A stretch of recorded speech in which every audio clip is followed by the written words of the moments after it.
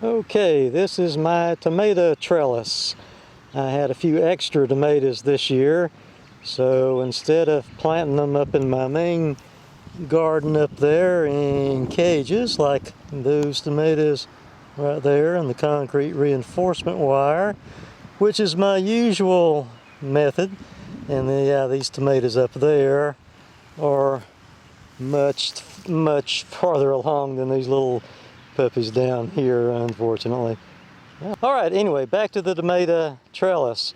As you know, I have a lot of trouble with blight, which I may still thinking about spraying the tomatoes in the cages, but this is what I've come up with to eliminate the blight maybe without having to spray. We'll see. It's kind of an experiment this year, and I wouldn't have done this except I did have extra plants for various reasons. Okay, let's go through the basics of this thing here, which took me several days to construct. I just work on it, you know, just an hour here and there. It wasn't nearly as easy as what I had hoped, and it wasn't nearly as cheap to construct as what I had hoped. Here on the ends, we have 10-foot T-poles, and in case you're unfamiliar with the term T-poles, there are these heavy-duty poles that have these little knobby things every couple of inches on the side. Really heavy-duty, very nice poles, and I guy wired them off with 2 guy wires, one sort of toward the top and one a little bit higher than the middle of the pole, going to this twist-in auger right here. It has just one or two little auger things on the very end of it, and that's screwed probably about 2 feet into the ground there. And it did a pretty good job. It made it nice and strong, you know, from here to there, in this direction, but it was still wobbly in this direction, which is where these came in. These are 6-foot long T-poles. So I just drove them into the ground, you know, sideways. This particular one here on this side, it's about 28 inches, and they're drove in the ground like maybe a little less than 2 foot. And I haven't measured how tall that is there. I will write in here how tall that is. And it's very stable. I'll show myself shaking it here in a second.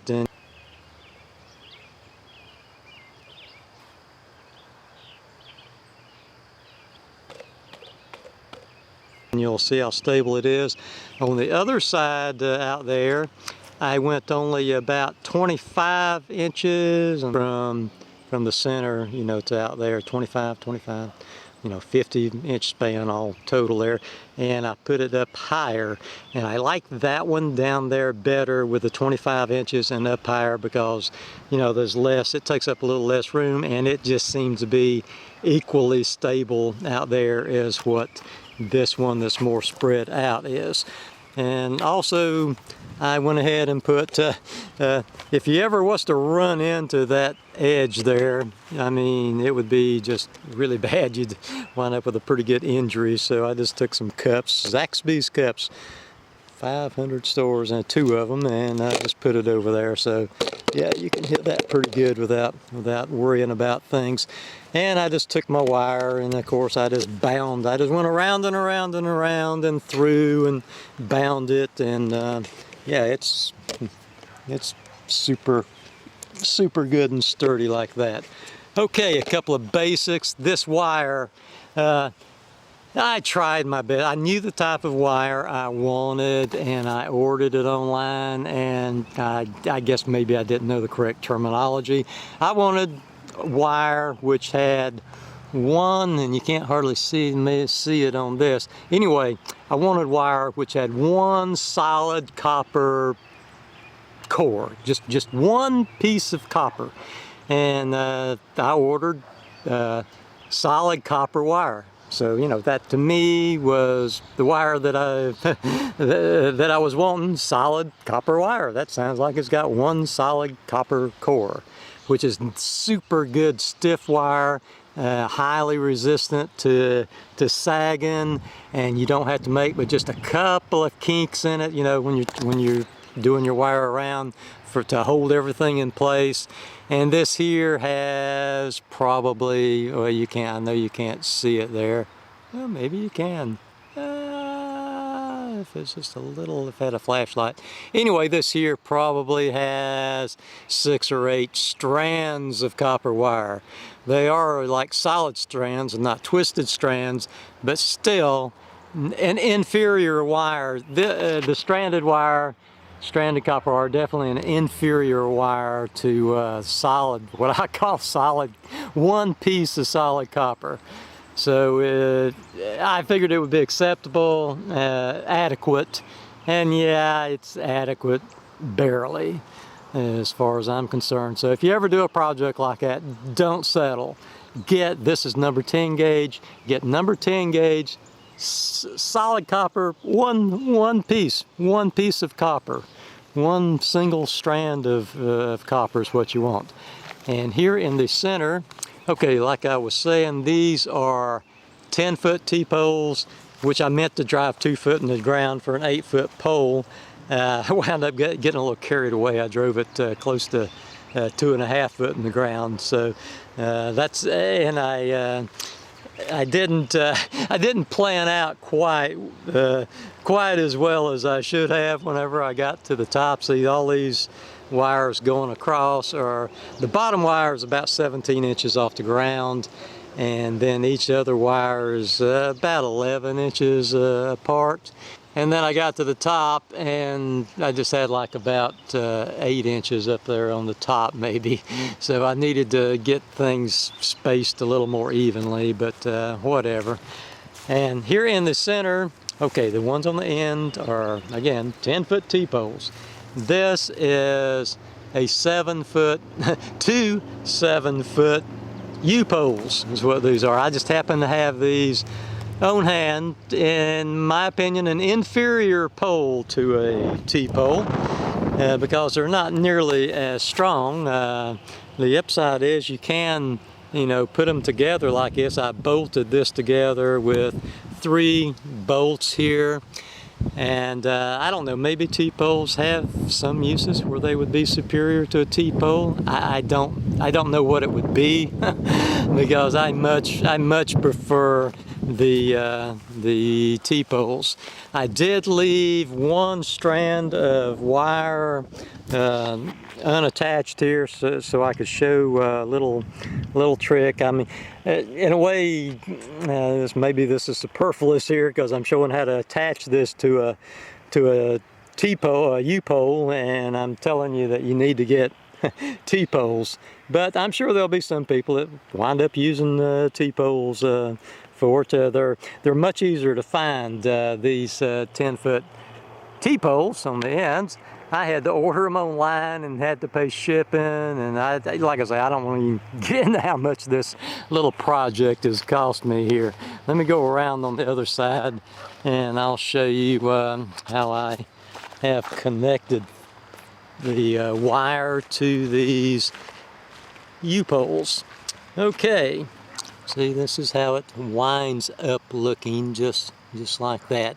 I drill a single hole. There are holes pre-drilled in these U-poles, but they never wind up being exactly at the spot I want. So I wind up drilling my own.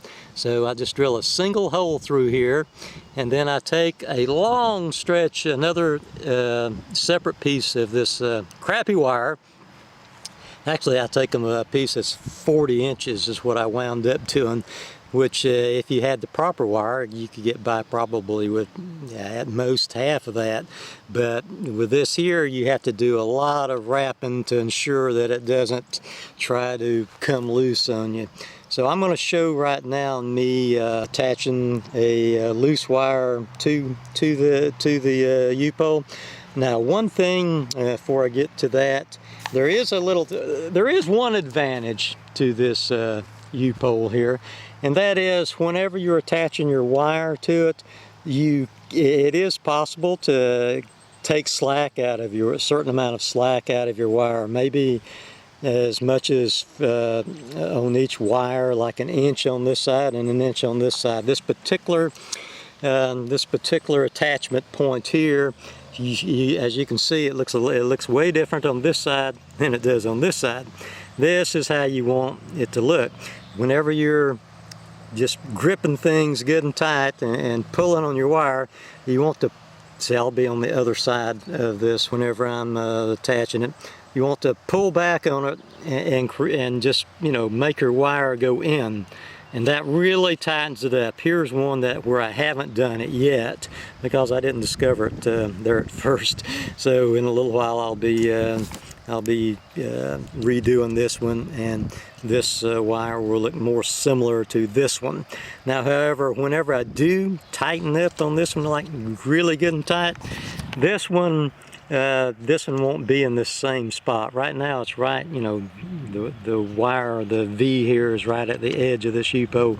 It will make it pull around just a shade, not too much, but it will pull around just a shade. Okay, one other thing, whenever you're driving either the T-poles or the U-poles in the ground, you need one of these handy dandy tamping things. This is like, I don't know, probably weighs maybe 14 pounds or something. 13 pounds, but yeah, that's just a whole lot better than having to do it with a hammer. Just clunk, clunk, clunk, and it really does a great job. It's got, I don't know, this end of it here must be no telling how thick, probably a couple of inches thick of solid metal there, I bet. 23.5 inches. And then when I stick this down in here, we have 20 3/4. So like you do the math, it's pretty thick. Okay, I've already drilled my hole in here, and I've got my 40-inch wire, and here we go. I'll stick it in here from the opposite side, and of course, you know, loop it around your wire like so. And don't make the mistake of trying to drill your hole too small. I mean, you don't want it too big, but things are just a pain in the butt if you make it too small. And I made this one a little bigger than what I meant to, but that's okay. It won't hurt a thing. Okay, and whenever I get, and you want to get the ends pulled evenly, and when you get it a couple of inches from all the way through, you want to take this and crimp it, you know, tight as you can with your fingers. Well, number one, what you want to do is get you a pair of gloves before you get started, and I mean like some heavy leather type of gloves, because I've been screwing around with this a few days, and the first couple of days, yeah, I didn't have any gloves. I've already got a blister and worn through that blister, but yes, you need gloves. With your lineman's pliers, and crimp this just about the width of the wire that you're going to be attaching. So that's like right to there. I like to also crimp it just a little bit on this side here too. Just a shade. Especially, it's not going to be any problem on this, and especially if you make your hole pretty small, wind up making your hole pretty small, whenever you do that, it just makes it a whole lot better when you pull it into here. See how nice and neatly that pulled there, just like so. And if you're having a little bit of trouble, if you almost got it but not quite, you can also just, you know, beat in on it a little bit like so. Okay, the first thing I like to do whenever I get it pulled through is to take my 2 strands of wire here, you know, pull it good and tight. You might want to, you know, put your foot up there on it and hold your flimsy U-pole a little bit steadier, because this is not as strong as a T-pole. Kind of pull good and tight and start twisting your wire a little bit. Okay, that's about right. About 2 or 3 twists, you know, where it comes out sort of even with your ends of your U, we'll say. And then here on the left, I just make about 2 loops here, and then I just wrap it around my glove here and hold on to that. And the reason I'm doing that is the center, I want to hold the center pretty steady. If I didn't wrap this around on the left, whenever I tighten the one on the right, this center part here where I have twisted it is going to kind of like pull all the way over to the right. And I just don't like the looks of it like that. It pulls all the way over to the right there, and then when you do this one, you can't pull it back. And I want it to go kind of straight. So what I do, I just wrap around that a couple of times and hold on to it good and tight. And then here on the right, let's see if I'm in frame, okay.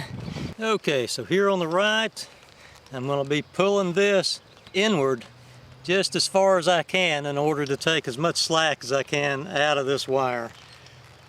Okay, just wrap it around. I always like wrapping around over the top. Okay, here I'm going to pull it inward as tight as I can. Helps to grunt just a little bit.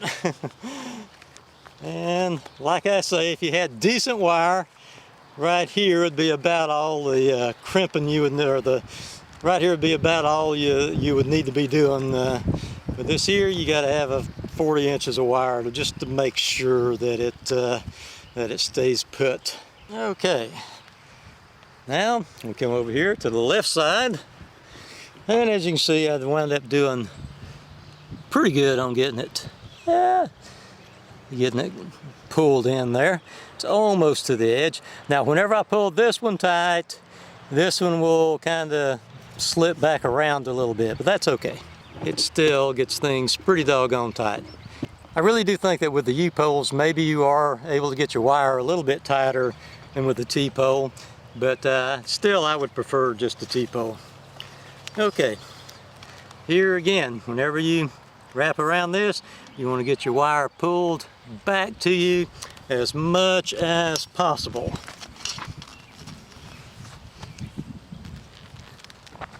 And I like to put a foot or a knee or something on my pole here, just like so. Okay, I got a good pull on that one. See, now you can see that this one slips on back around just a little bit. I lose just a little bit of what I gain, but still it seems, you know, that's still a whole lot better than not trying to pull your wire tight right here. I think probably, like, it wouldn't surprise me what I gain at least on average 3/4 of an inch on this side, 3/4 of an inch on this side, over just if I didn't try to pull that wire towards me and up against the edge of this U-pole. Okay, so that is pretty much it. Here's what it looks like from the inside. Okay, right, just like that. You can see there on the left. The second one you do always winds up right on the edge, and the first one's on the edge to start with. This is one of these that's been put together. But like I say, it slips around. One up above it is a little bit neater looking. It's right on the edge there, and that one just slipped around just a small amount. Okay, I've got 9 plants in there, and this is just going to be approximate.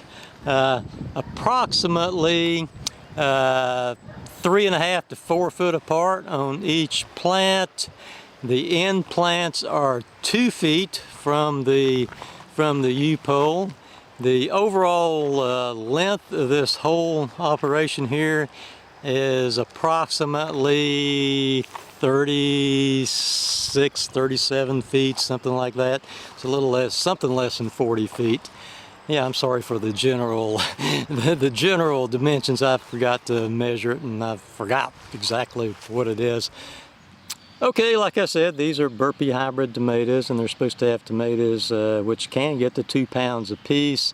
I don't think I'll have that much luck this year because I run out of my compost using it in the main garden and out in the rock garden. It just didn't go far enough, so I had to buy some compost at the store, which wasn't nearly as good as mine, and I'm not planning on using fertilizer on these. I'm going to plant some okra on that yonder, by the way, but and I'll be using fertilizer on that because it just needs it.